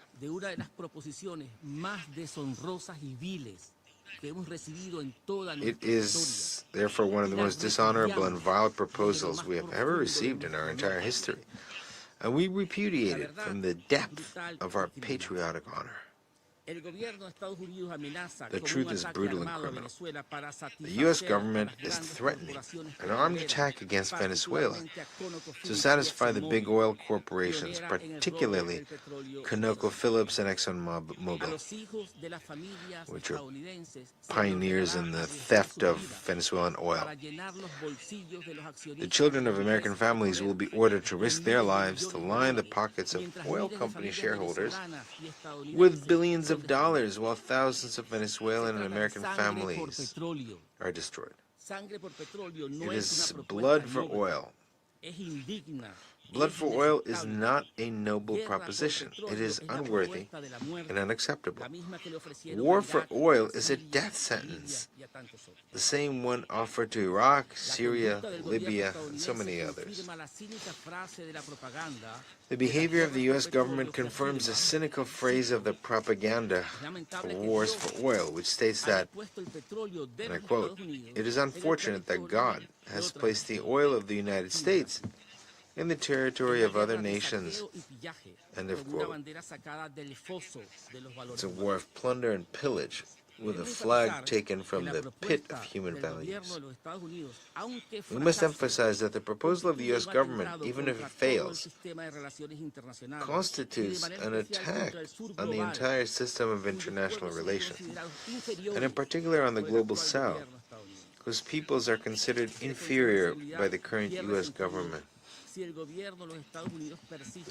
This Security Council loses its meaning if the U.S. government persists with its devastating proposal. No one is safe. No one. There are no principles to govern our countries and our peoples. Hence the importance of this body being able to fully comply with its mandate, and to this end we demand that it explicitly condemn this ongoing aggression, from extrajudicial executions to acts of piracy. We also demand that it take the necessary measures to ensure that the U.S. government withdraws its military forces, puts an end to the use of force, and lifts the unilateral blockade it has imposed on our country. And finally, we demand that a process of accountability be initiated to punish these acts and prevent their repetition. Otherwise, it will be the consolidation of a grim world without principles or ideals, governed by violence and dishonor. It will be a world without the United Nations. Let us repeat, Venezuela is not the threat. The threat is the failure to comply with international law. The world knows that if the scale of armed attacks continues, we will exercise with all determination our inalienable right to self-defense in accordance with Article 51 of the United Nations Charter. Fortunately, the future may be different. We've all seen how, despite the warmongering propaganda, the vast majority of the people of the United States reject any attempt at war with Venezuela and demand an end to the aggression, rejecting the destructive ideology of endless wars. There's no tension between the peoples of the United States and Venezuela. There is none. In Venezuela, our people are at peace, united, full of patriotic faith, determined to defend their land, their families, their heritage, their history, and their honor. The Orinoco River will always be Venezuelan. No force on earth can take away our right to exist. Mr. President, to conclude, allow me to address a few words to our people. It is an honor for us to represent here the voice of millions of Venezuelans who are in our homeland, working peacefully to defend our right to live in peace. Millions of women and men who work in the fields, in cities, in factories, in schools, in hospitals, and in the Bolivarian National Armed Forces, building a dignified, independent, and sovereign nation. We must all be proud to be living through this momentous time in our history, the moment when we are defending our homeland against a foreign power arrogant enough to believe it can turn us into a colony. The Venezuelan men and women are grateful to life for allowing us to fight for our second independence and show the world what we're made of: optimism, pride, and love for our homeland. The time has come to unite in defense of what is ours. Today, as we joyfully prepare to celebrate Christmas with our families, let us also remember all the efforts of our ancestors who handed down this nation to us to care for our daughters and sons. Today we are responsible for defending our past, our present, and future. Let us defeat the despotism that raises its voice. Glory to the brave people who shook off the yoke. Sisters and brothers, together we will prevail. Merry Christmas to all. I thank you, Mr. President. I thank the representative of Venezuela for the statement. I would like to request the remaining 8 speakers to limit their statements to maximum 5 minutes if we are to finish the session within the allocated time. I give now the floor to the representative of Colombia. Mr. President, I'd like to thank Secretary General Chiari for his valuable briefing. The recent military activities carried out by the United States in the Caribbean Sea, as well as the public statements made at the highest level by the government of the United States, are generating tensions in a region which up to now has been characterized by stability and peaceful coexistence. Latin America and the Caribbean have been proclaimed as a zone of peace based on clear principles: the prohibition of the threat or the use of force, the peaceful resolution of disputes, promotion of dialogue and multilateralism, strict respect for sovereignty and territorial integrity, a non-interference into the internal affairs of states, and the inalienable rights of peoples to self-determination. The escalation of actions of a military character not only increases the risk of a greater conflict, but also while it's contrary to international law, also undermines collective efforts to prevent conflict and undermines regional stability. Colombia rejects categorically any threat of the use of force and the use of this as a means to resolve disputes. These actions, as well as unilateral coercive measures that do not align with the United Nations Charter, nor with the decisions of this body, erode the rule of law and cannot be a substitute for dialogue, preventive diplomacy, or the mechanisms for the peaceful resolution of disputes, which should be a priority in any actions between states. Mr. President, Colombia is fully conscious that transnational organized crime, including drug trafficking, is a significant threat for peaceful and inclusive societies. This should be an opportunity to highlight the fact that Colombia has demonstrated a sustained and verifiable commitment to the fight against the illicit trafficking of narcotics and other forms of transnational crime, as evidenced by the record figures of seizures and joint operations carried out in strict adherence to international law and the principles of proportionality and necessity and respect for human rights. With this in mind, we'd like to make an appeal to strengthen cooperation and regional and international coordination in a way that's consistent with the principle of common and shared responsibility and in the framework of the relevant legal and international agreements. Based on this, this should be done with the goal of building a safe and stable environment for the benefit of our peoples and thus to combat in strict compliance with international obligations against all manifestations of transnational criminal activity. In no case should we allow for extrajudicial responses to activities of transnational organized crime and or attacks against the civilian population and against the civilian assets. The silence in the face of actions that threaten international peace and security do not contribute to the de-escalation or the protection of the most vulnerable. Any action or the lack of it that is not geared towards peace should not remain unseen by this Council, which has the responsibility of raising its voice and promoting actions that are consistent with its mandate of maintaining international peace and security. Colombia reiterates its firm commitment to defending peace, stability, democracy, and the development of the region, because we're convinced that only through mutual respect, strict adherence to international law, multilateral cooperation, and dialogue will we build lasting solutions. Combating transnational organized crime must be carried out exclusively based on a strict adherence to relevant international norms without resorting to extrajudicial actions or interpretations that seek to justify the use of force outside the conditions enshrined in the Charter. Therefore, with this in mind, we urge all parties to act responsibly, with restraint, and with the political will of upholding the United Nations Charter and resorting to mediation and dialogue, including possibly facilitated by our region as the only valid way of resolving their disputes. Thank you. The representative of Colombia for the statement, and I give the floor to the representative of Chile. Thank you, Mr. President.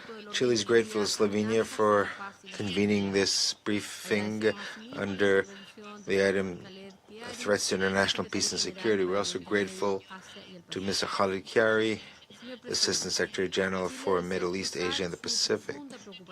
Mr. President, Chile would like to express its profound concern regarding the deployment of military action in the Caribbean and reject any armed activity that could put at risk the stability and peace of the region.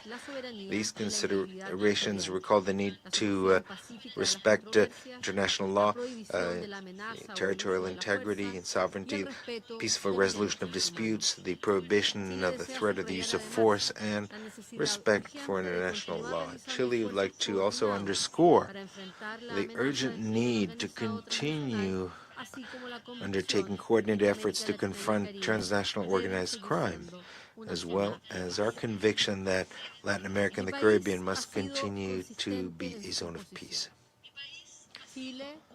My country has always been consistent in its position.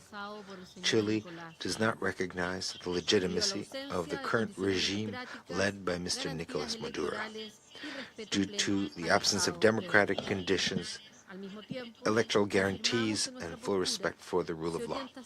At the same time, we reaffirm that our position is always geared towards the defense, the protection of the Venezuelan people, whose rights and dignity must be placed at the center of any international considerations. The context of tensions that we're observing should not make us forget the prolonged deterioration of the institutions, the restrictions on political and civic rights, and the lack of effective opportunities for democratic participation. In addition to that, there's a grave humanitarian and migratory crisis that has become one of the most serious sources of displacement in the contemporary world. Millions of Venezuelans have been forced to abandon their country in seeking security, basic needs, covering their basic needs and opportunities, forcing host countries to meet their needs, including our country. In this context, Chile would like to specifically stress the risks that would accompany any military escalation or armed conflict. A confrontation such as this would have devastating humanitarian consequences. It would only deepen the suffering of the civilian population and would further aggravate the process of displacement, insecurity, and vulnerability. Any dispute should be dealt with exclusively through peaceful means. In strict adherence to international law, the sovereignty of states, and the prohibition of the use or the threat of the use of force. Mr. President, in the face of this complex scenario, Chile considers the role of multilateral mechanisms of dialogue and prevention to be very valuable. In this spirit, we particularly view the role of the United Nations, and in particular the role that could be played by the Secretary General and this Council, with the consent of the parties, to contribute to the reducing tensions and seeking understandings that favor a political and sustainable solution, a peaceful and sustainable solution. Prudent leadership and the experience accumulated by our organization could be important in preventing a deterioration of the situation and maintaining channels of communication open. Mr. President, our conviction is clear. The challenges confronting Venezuela do not have a military solution. They can only be tackled through peaceful processes that are gradual and inclusive, that consider the legitimate aspirations of the Venezuelan people and give priority to the protection of the civilian population. Chile reiterates its readiness to support constructive initiatives that point in this direction and to work together with the countries of the region and the international community for the benefit of stability, mutual understanding, and respect for the principles that sustain this organization. Thank you. I thank the representative of Chile for the statement, and I give the floor to the representative of Argentina. Buenas tardes. Good afternoon. The Republic of Argentina is grateful to the Slovenian presidency for convening this briefing. Mr. President, Argentina would like to express once again its deep consternation regarding the very grave situation in Venezuela. As we have stated in various forums, my country considers that the illegitimate regime of Nicolas Maduro has plunged Venezuela into a grave political, humanitarian, and social crisis, whose effects transcend the domestic sphere and have negative impact on stability in Latin America and the Caribbean. The persistence of impunity and the weakening of the rule of law in Venezuela, the political and institutional destabilization, and the projection of transnational organized crime all constitute a concrete threat for security in the hemisphere. Since the start of the term of President Javier Milei, Argentina has firmly condemned what has taken place in Venezuela: the lack of freedom, systematic violation of human rights, illegal detentions, and the forced disappearance of political opposition figures, Venezuelan citizens and foreigners, including of children and teenagers. peace, freedom, and democracy in Latin America have been put at risk by a regime lacking in political legitimacy that does not allow for free and democratic elections and that disregards the sovereign will of the Venezuelan people, which has been expressed convincingly at the polls in favor of Edmundo González Urrutia, who Argentina recognizes as the president-elect of Venezuela. Mr. President, on this opportunity, I'd like to recall that Venezuela is suspended from Mercosur since 2017 for violating the Ushuaia Protocol on the democratic commitment. This protocol establishes democracy as an essential condition for regional integration, allowing for the suspension of any member state in case of a breakdown of the democratic or constitutional order, and applying automatic sanctions to protect the values and the state of law in the region. The reestablishment of democratic order and strict respect for human rights in Venezuela are essential. In this context, President Milei, during the Mercosur summit on the 20th of December, stated, "Argentina welcomes the pressure of the United States to liberate the Venezuelan people. Nor can there be any true security in Latin America while the lives and freedom and the stability of our countries are permanently threatened by drug trafficking, terrorism, and transnational organized crime. These networks are sustained and expand thanks to the protection, complicity, and connivance of regimes such as the one that prevails today in Venezuela." Lastly, Mr. President, Argentina underscores the responsibility of the international community to adopt a clear and determined position towards the Maduro regime, to demand the liberation of political prisoners, among which the Argentinian citizen Nahuel Gallo, who continues to be illegally detained in Venezuela since the 8th of December 2024, and to ensure the return of freedom, democracy, respect for human rights, and economic prosperity in Venezuela. Only in this way will there be true peace in the region. Thank you very much. I give the floor to the representative of Brazil. Argentina for the statement, and I give the floor to the representative of Brazil. Mr. President, I'm grateful for the convening of this emergency meeting of the Security Council and for the briefing provided by Assistant Secretary General Khalid Chiari. Brazil is a firm promoter and defender of the UN Charter, of multilateralism, and peaceful solution of disputes. We're also a neighbor and friend of Venezuela, with whom we share a long land border and strong historical, social, and economic links. As on all questions dealt with by this Council, the imperative principle guiding its action should be the UN Charter of the United Nations, in particular its principles and provisions on international peace and security. Among these principles, the Charter establishes a legally binding obligation of not using or threatening to use force against the territorial integrity or the political independence of any state, without prejudice to Article 51 pertaining to the right to legitimate defense. These principles and provisions are binding for all member states. They do not allow exceptions based on ideological, geopolitical, political, economic, or any other kind of interests or projects. Nor do they admit exceptions related to complaints or claims of one state against another that should be resolved peacefully, including by turning to the International Court of Justice, which is the main judicial organ of the United Nations. They're also incompatible with the charters. Any disruption in international commerce by a member state through the use or the threat of the use of force without the due and formal authorization of this Council. As has the government of Brazil has underscored continually, unilateral coercive measures do not have a basis in the UN Charter, and even less justification to be implemented, these measures to be implemented through the use or through the use of force. Solutions based on force are completely contrary to the best tradition of irreversible and firm course for peace adopted by Latin America and the Caribbean.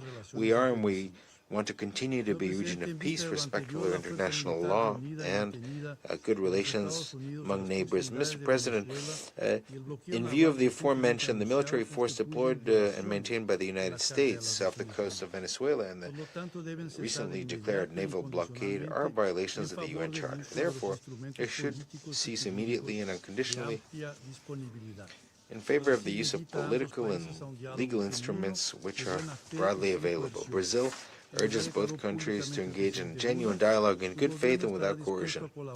As President Lula has already publicly stated, his government will be ready to cooperate and, if necessary, with the mutual consent of the United States and Venezuela. Brazil is also ready to support any effort by the Secretary General to this end.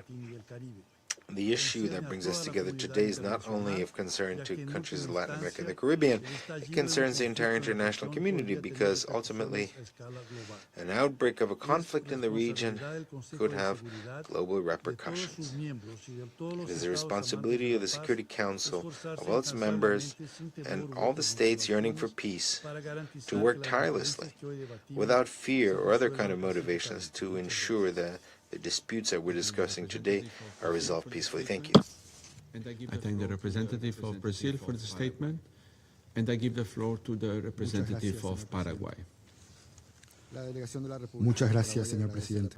Thank you, President. The delegation of the Republic of Paraguay is grateful to the presidency, members of the Council, for the opportunity to take the floor. The topic that we're discussing is of great relevance and delicacy, especially due to the efforts undertaken by our region in sustaining democratically elected governments, as well as in combating transnational organized crime, laundering assets, trafficking persons, cybercrime, and drug trafficking, which have cost countless innocent lives and destroy entire communities in our continent and in the world.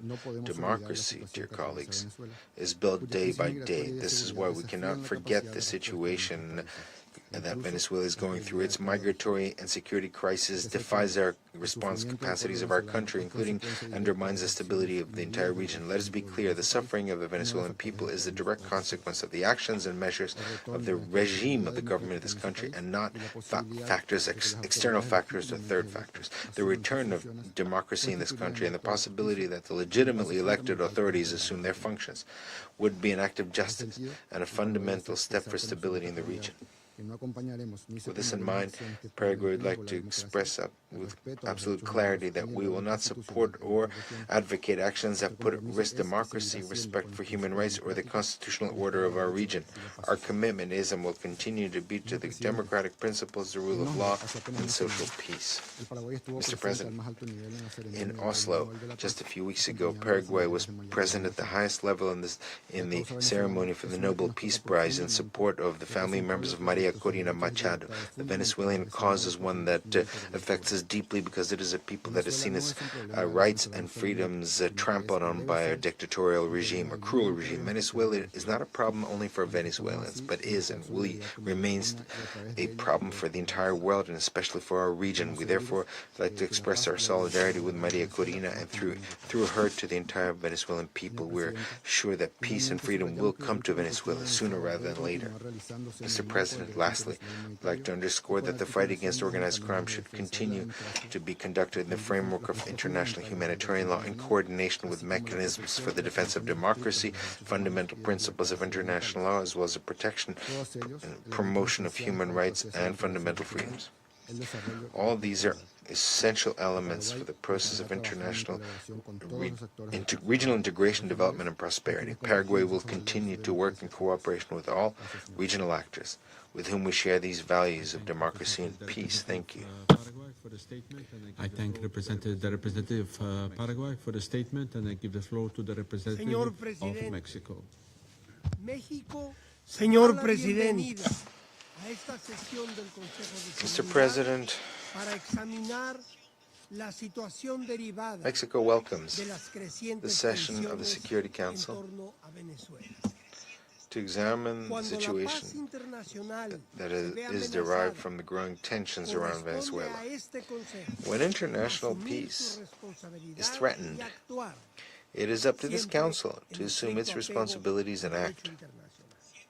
Always in strict adherence to international law. Latin America and the Caribbean have historically been characterized as a zone of peace, built on the basis of mutual respect, peaceful solution of disputes, and the prohibition on the threat of the use of force. The recent escalation of tensions and the deployment of military forces in the south of the Caribbean Sea represent actions that put at risk regional stability.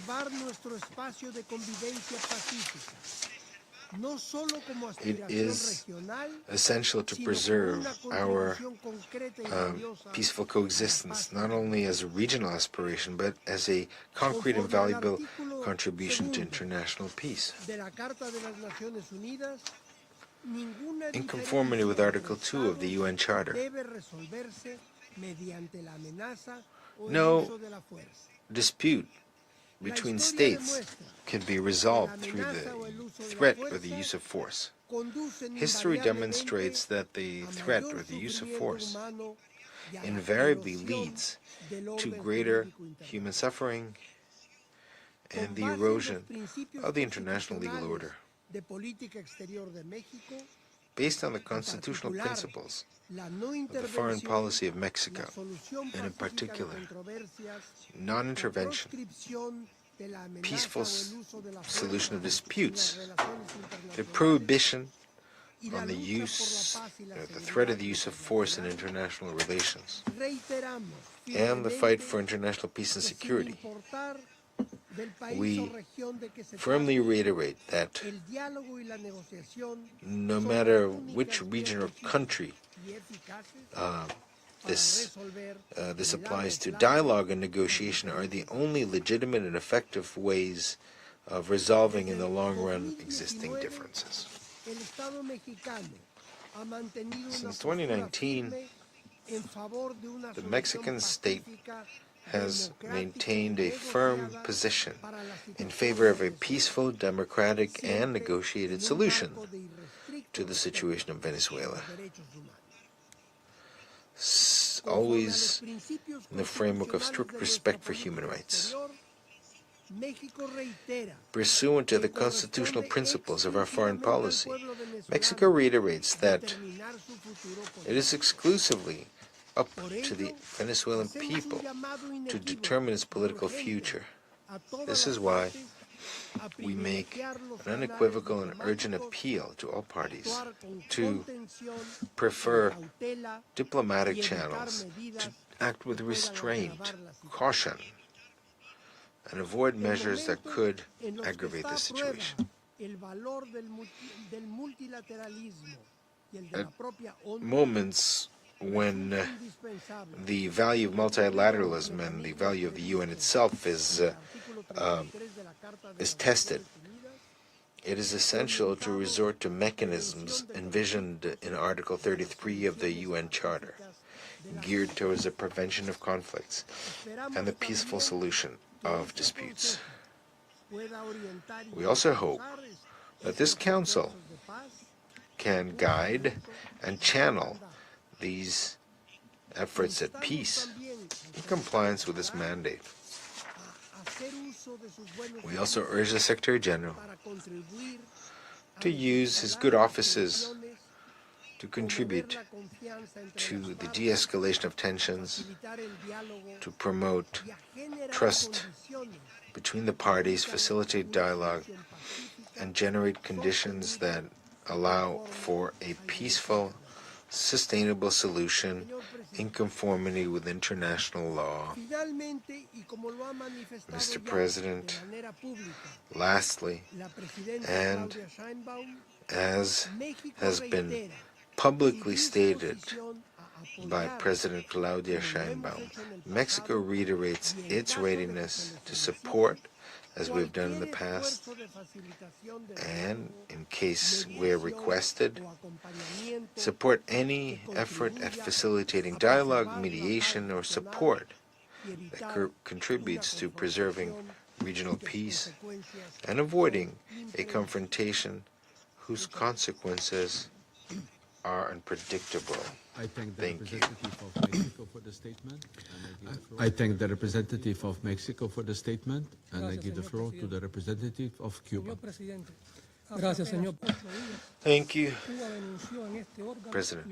Mr. President, just 8 days ago, Cuba denounced in this organ the dangerous escalation of aggressions by the government of the United States against the Bolivarian Republic of Venezuela, which constitute a flagrant violation of the purposes and principles of the UN Charter, and in particular Article 2 with regard to sovereign equality among states, the prohibition of the threat or the use of force, the non-intervention in internal affairs, and the resolution of international disputes through peaceful means. Also, this violates numerous resolutions of the General Assembly of the United Nations, in particular number 2625 on the principles of international law that pertain to relations of friendship and cooperation among states, the 3314, which defines the blockade of ports or the coasts of a state by the armed forces of another state as an act of aggression, Resolution 2131 on the inadmissibility of the intervention in internal affairs of states and the protection of their independence and sovereignty, Resolution 79/144 and 80/110 that refer to the security and protection of maritime transport and freedom of navigation, as well as the relevant resolutions of the International Maritime Organization. Likewise, these actions contravene various resolutions of UNGA on measures to eliminate international terrorism and of the Security Council pertaining to threats to international peace and security caused by terrorist acts. In less than a month, the armed forces of the United States have committed various acts of piracy and maritime terrorism against oil tankers and their crews in international waters of the Caribbean Sea, in addition to the declaration of a naval blockade against Venezuela. The irresponsible actions by the U.S. government seems to have no limits. It imposes the application of its laws outside its territory and far from its coasts, where it has no jurisdiction, using assaults and the appropriation of assets. This is part of an escalation by the United States to prevent the legitimate right of Venezuela to use and freely commercialize its natural resources with other nations, including the supply of hydrocarbons to Cuba. These actions have a negative impact on Cuba and compound the policy of maximum pressure and economic suffocation by the United States, with a direct impact on the national energy grid and consequently on the daily lives of our people. We reiterate that the government of the United States disregards and gravely violates international law. The regime established in the law of the sea, freedom of navigation and commerce, and the Convention for the Suppression of Unlawful Acts Against the Safety of Maritime Navigation. As if that wasn't enough, an arbitrary, fraudulent, unilaterally, and politically motivated way, the United States designated the legitimate government of Venezuela as a foreign terrorist organization. This confirms the lack of credibility of these decisions and the manipulation of terrorism as a political weapon. What moral standing does the U.S. government have for these designations when it protects and finances terrorist organizations on its territory, refuses to cooperate with countries such as Cuba on terrorism, and openly speaks of covert actions and sabotage by the CIA against Venezuelan infrastructure? They only continue to seek to isolate the Bolivarian and Chavist revolution and step up pressure, escalate towards an aggression with unpredictable consequences for peace, security, and stability in Latin America and the Caribbean, and expand the already narrow support for their illegal actions. It is hypocritical that the country with the largest market for drugs in the world, whose territory finances its criminal business, promotes a war to supposedly combat this scourge in Latin America and the Caribbean. It's clear that its purpose is to justify the costly and extraordinary military deployment in the region with which it seeks to assault Venezuela and impose its hegemonic domination on the hemisphere. We alert the international community regarding these provocations that seek to further escalate the aggression against Venezuelan territory. and seize its natural resources. Venezuela and any other state that is attacked has legitimate right to defend itself in accordance with Article 51 of the Charter. All this, in addition to the unilateral coercive measures, economic suffocation, campaigns of discreditation, and attacks against important institutions of this country that are part of the psychological war and increase of pressure by the government of the United States to overthrow the government of Venezuela.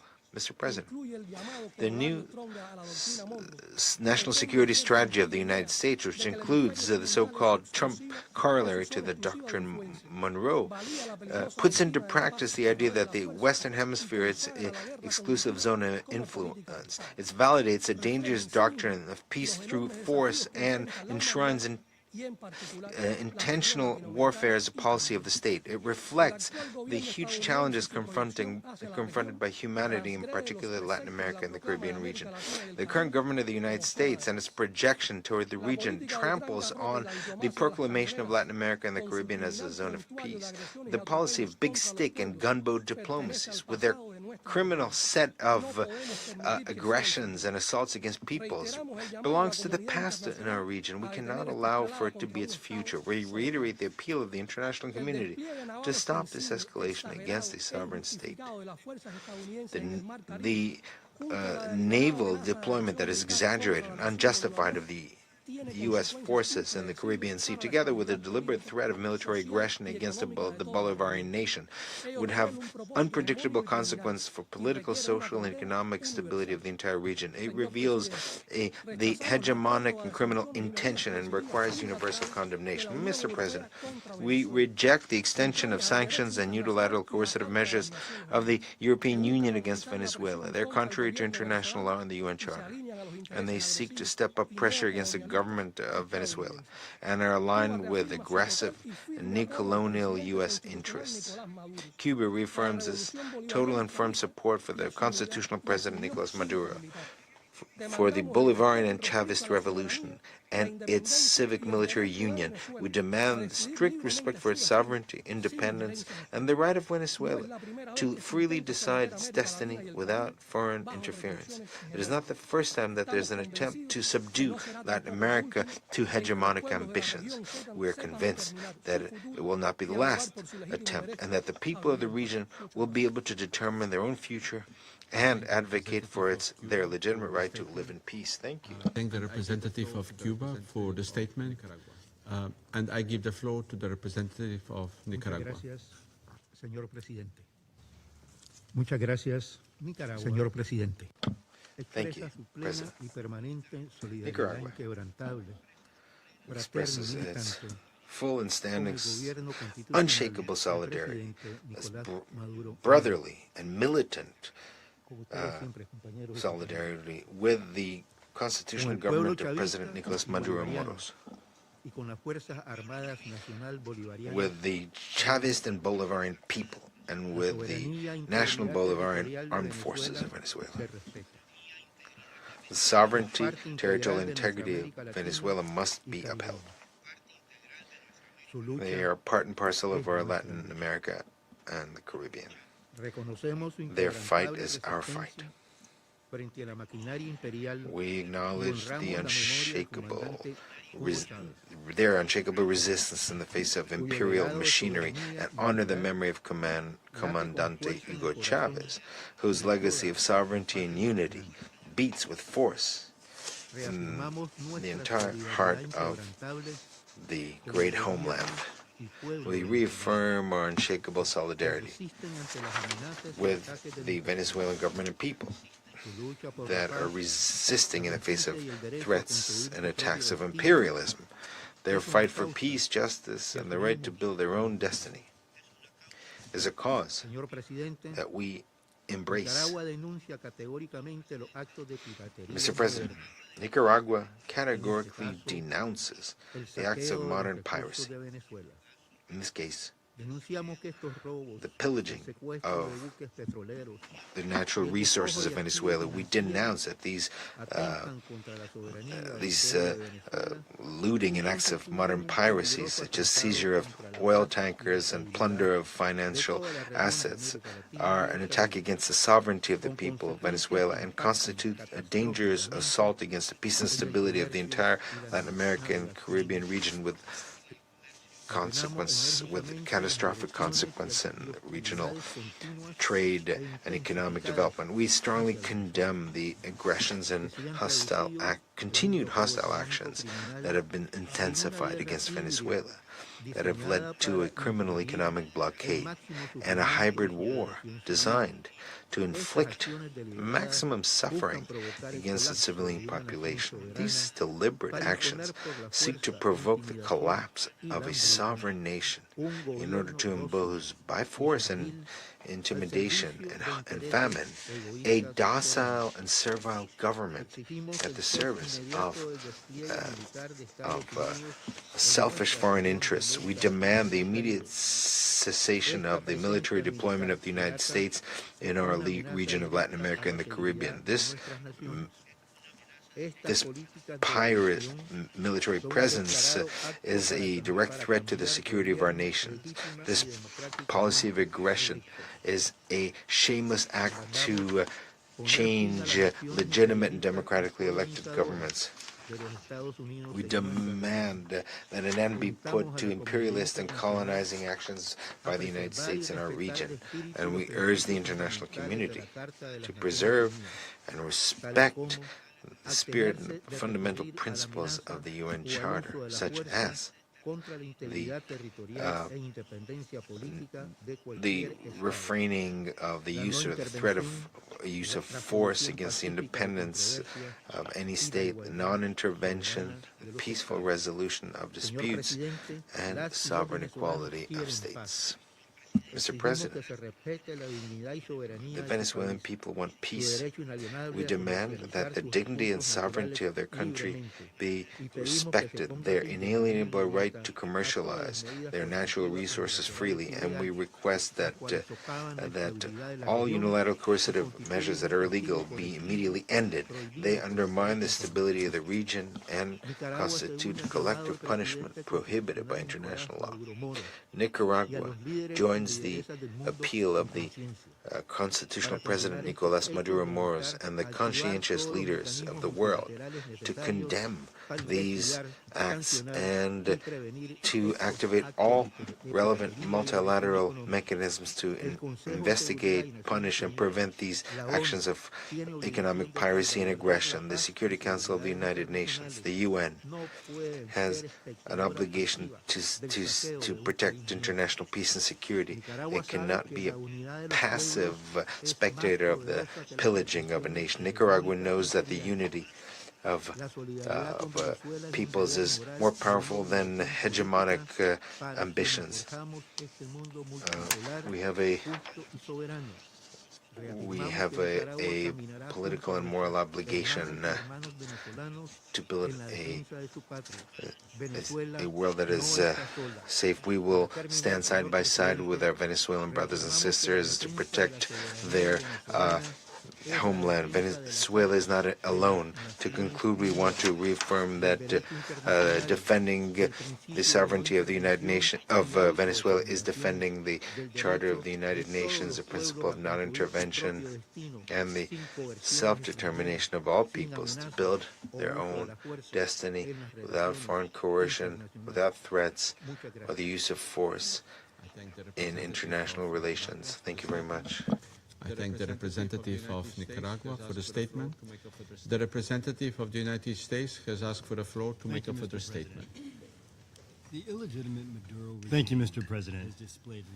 The illegitimate Maduro regime has displayed little to no political will to counter drug-related threats and curb drug trafficking in Venezuela. In fact, it has facilitated the illicit production and distribution of narcotics, creating conditions that have allowed drug traffickers and other transnational criminal organizations to operate with impunity. It is necessary for the national security of the United States to act aggressively against these narco-traffickers, as traditional drug interdiction methods have proven ineffective at stopping the flow. The United States will continue to take decisive actions to weaken the illegitimate regime and deny Maduro and his cronies access to illicit revenues. This includes profits from the sale of oil. As Secretary Rubio said just last week, the goal here is to bring security and stability to the hemisphere, to the region we live in, which has not received enough attention. To bring the elements of American power to achieve that, to do it in partnership with as many countries as are willing to work with us in that regard. That's the goal. And with that, I thank you, Mr. President. I thank the representative of the United States for the statement. The representative of Venezuela has asked for the floor to make a further statement. I believe, sir, you made a very clear your messages in your lengthy statement before, so I'll give you one more time, but I will ask you if you can be short. Thank you. Thank you, President. The government of the United States of America is stubborn in its intention to ignore international law and to lie with regard to Venezuelan legality. What does the Venezuelan ship have to do with drugs? Nothing. And it is even absurd to think that oil revenues are being used to finance drugs. It's complete madness to repeat this, and this is only magnified by propaganda. The United States claims to fight against drugs, and yet has pardoned the biggest trafficker of drugs of Latin America that was in prison in the United States and that trafficked some 400 tons. And he was pardoned. That is the fight of the United States against drugs. The government of the United States is doing nothing to stop its massive public health crisis when many of the drugs that are sold in the United States are manufactured by laboratories within the United States, many of the major pharmaceutical corporations. Even when they say that fentanyl is a weapon of mass destruction, the idea is to copy a line that is actually copied from the invasion of Iraq, when weapons of mass destruction were invented to fool the public to accept a armed attack against Venezuela. What we've seen here is that the government of the United States does not have jurisdiction over the Caribbean when it states that it will work with the countries of the region to deal with the problem of drugs. Well, precisely it ignores them and tries to impose its power in international waters by killing innocent civilians. That is not the combat against drugs. The use of military forces against innocent civilians is not combating drugs. Most importantly, the smokescreen has fallen when it has stated that it wants the entire Venezuelan oil industry. Mr. Stephen Miller stated that, to return our lands, our minerals, our oil. What does that have to do with drugs? We're talking about pillaging, looting, recolonization of Venezuela. This is a conquering of the entire continent. It's a Monroe Doctrine, which we thought ended 150 years ago. Mr. President, all those present here, we are facing a massive violation of all international laws and immoral and indecorous purpose that we cannot support. Let us stop the lies. Let's work on the basis of truth and diplomacy. Thank you. I thank the representative of Venezuela for the statement. There are no more names inscribed on the list of speakers. The meeting is adjourned.